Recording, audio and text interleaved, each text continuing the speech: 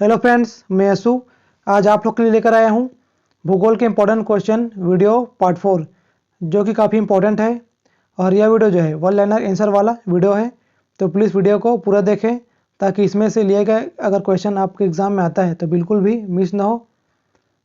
Thank you friends. अगर आप मेरे चैनल पर नए हैं तो चैनल को सब्सक्राइब जरूर कर लें, और अगर आप पुराने व्यूअर्स हैं तो वीडियो को शेयर जरूर कर दें।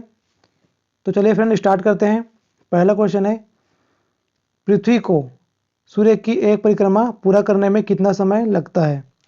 पृथ्वी को सूर्य की एक परिक्रमा करने में 365 दिन और 6 घंटे लगते हैं। 365 दिन और 6 घंटा। पृथ्वी को सूर्य की एक परिक्रमा पूरा करने में समय 365 दिन 6 घंटा। नेक्स्ट है, नक्षत्र दिवस की अवधि कितनी होती है? नक्षत्र दिवस की अवधि है 23 घंटे 56 मिनट। 23 घंटे व 56 मिनट है नक्षत्र दिवस की अवधि। नेक्स्ट है, सौर दिवस की अवधि कितनी होती है? सौर दिवस की अवधि है 24 घंटा। सौर दिवस की अवधि है 24 घंटे। नेक्स्ट है, पृथ्वी सूर्य के चारों ओर कितने वेग से चक्कर लगाती है? तो पृथ्वी जो है सूर्य के चारों ओर 29.8 किलोमीटर प्रति सेकंड के रफ्तार से चक्कर लगाती है। पृथ्वी सूर्य के चारों ओर 29.8 किलोमीटर प्रति सेकंड की रफ्तार से चक्कर लगाती है। नेक्स्ट है, अपसौर की स्थिति में पृथ्वी और सूर्य के बीच की दूरी कितनी होती है? अपसौर की स्थिति में सूर्य और पृथ्वी के बीच की दूरी, अपसौर की स्थिति में सूर्य और पृथ्वी के बीच की दूरी होती है 14.70 crore kilometre. 14.70 crore kilometre. Next है, सूर्य और पृथ्वी के बीच अपसौर कौन से दिन होती है? सूर्य और पृथ्वी के बीच अपसौर होती है 3 जनवरी को। नेक्स्ट है, उपसौर के दिनों में पृथ्वी सूर्य की कैसी परिक्रमा करता है? तो उपसौर के दिनों में पृथ्वी जो है सूर्य की दीर्घवृत्तीय परिक्रमा करता है। दीर्घवृत्तीय इस टाइप का चक्कर लगाता है। ये हो गया वृत्त, ये हो गया दीर्घवृत्त। नेक्स्ट है, अपसौर की स्थिति में पृथ्वी और सूर्य के बीच की दूरी कितनी होती है? अपसौर की स्थिति में पृथ्वी और सूर्य के बीच की दूरी होती है 15.21 करोड़ किलोमीटर। 15.21 करोड़ किलोमीटर अपसौर की स्थिति में सूर्य और पृथ्वी के बीच की दूरी। नेक्स्ट है, सूर्य और पृथ्वी के बीच अपसौर कौन से दिन होती है? सूर्य और पृथ्वी के बीच अपसौर होती है 4 जुलाई को।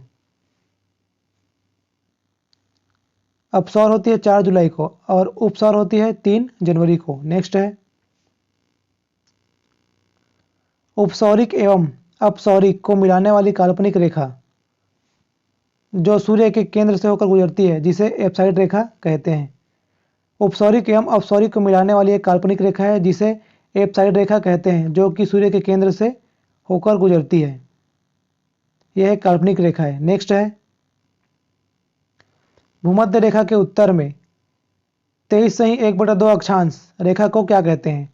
तो भूमध्य रेखा के उत्तर में 23.1/2 अक्षांश रेखा को कर्क रेखा कहते हैं। नेक्स्ट है, भूमध्य रेखा के दक्षिण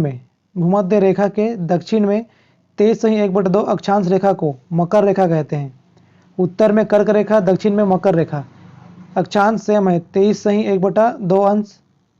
नेक्स्ट है, कर्क रेखा कौन कौन से देशों से होकर गुजरती है? तो कर्क रेखा जो है, कर्क रेखा ताइवान, चीन, म्यांमार, बांग्लादेश, भारत, ओमान, संयुक्त अरब अमीरात, सऊदी अरब, मिस्र, लीबिया, नाइजर, अल्जीरिया, माली, मारिटानिया, पश्चिमी सहारा, बहामास एवं मेक्सिको से होकर गुजरती है। कर्क रेखा जो है, कर्क रेखा जो है ताइवान से, चीन से, म्यांमार से, बांग्लादेश से, भारत से, ओमान से, संयुक्त अरब अमीरात से, सऊदी अरब से, मिस्र से, लीबिया से, नाइजर से, अल्जीरिया से, माली से, मारिटानिया से, पश्चिमी सहारा से, बहामास से एवं मेक्सिको से होकर गुजरती है कर्क रेखा। नेक्स्ट है, मकर रेखा कौन कौन से देशों से होकर गुजरती है? तो मकर रेखा जो है, मकर रेखा Chile, Argentina, Paraguay, Brazil, Namibia, Botswana, दक्षिण अफ्रीका, मोजाम्बिक, मेडागास्कर। ऑस्ट्रेलिया से होकर गुजरती है मकर रेखा। मकर रेखा चिली से, अर्जेंटीना से, पराग्वे से, ब्राज़ील से, नामीबिया से, बोत्सवाना से, दक्षिण अफ्रीका से, मोजाम्बिक से और मेडागास्कर से होकर गुजरती है एवं ऑस्ट्रेलिया से। नेक्स्ट है, विषुवत रेखा कौन कौन से देश से होकर गुजरती है?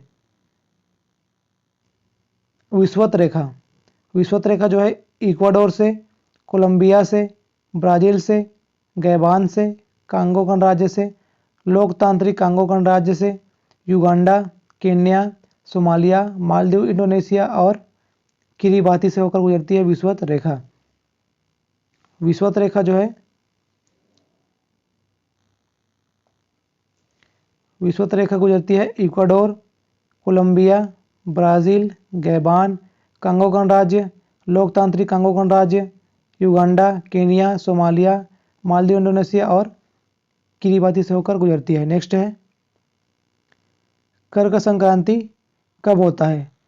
कर्क संक्रांति होता है 21 जून को, कर्क संक्रांति।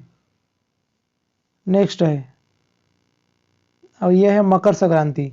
मकर संक्रांति कब होता है? 22 दिसंबर को मकर संक्रांति होता है। नेक्स्ट है, संपूर्ण पृथ्वी पर दिन रात कब बराबर होते हैं? तो संपूर्ण पृथ्वी पर 23 सितंबर एवं 21 मार्च को दिन रात बराबर होते हैं। संपूर्ण पृथ्वी पर 23 सितंबर और 21 मार्च को दिन रात बराबर होते हैं पूरे पृथ्वी पर। नेक्स्ट है, अंतर्राष्ट्रीय तिथि रेखा कितना समय होता है? अंतर्राष्ट्रीय तिथि रेखा, ये जो है अंतर्राष्ट्रीय तिथि रेखा 180 अंश देशांतर को अंतर्राष्ट्रीय तिथि रेखा कहते हैं।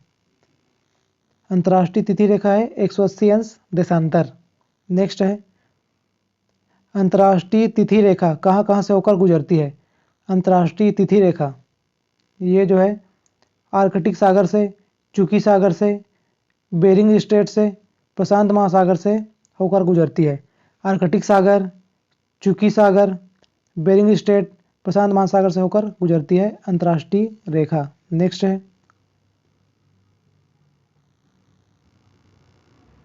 180 अंश यामोत्तर को अंतर्राष्ट्रीय तिथि रेखा कब निर्धारित किया गया? तो 180 अंश यामोत्तर रेखा को अंतर्राष्ट्रीय तिथि कब निर्धारित किया गया? तो 1884 ईस्वी को। 1884 ईस्वी को अंतर्राष्ट्रीय तिथि रेखा को निर्धारित किया गया। नेक्स्ट है, अंतर्राष्ट्रीय तिथि रेखा को कहाँ संपन्न किया गया? तो अंतर्राष्ट्रीय तिथि रेखा को कहाँ संपन्न किया गया? वाशिंगटन में, इंटरनेशनल मेरिडियन कॉन्फ्रेंस में। अंतर्राष्ट्रीय तिथि रेखा को वाशिंगटन में इंटरनेशनल मेरिडियन कॉन्फ्रेंस में संपन्न किया गया। नेक्स्ट है, अंतर्राष्ट्रीय तिथि रेखा किसके समानांतर स्थित है? तो अंतर्राष्ट्रीय तिथि रेखा जो है बेरिंग जल संधि के समानांतर स्थित है। Thank you friends.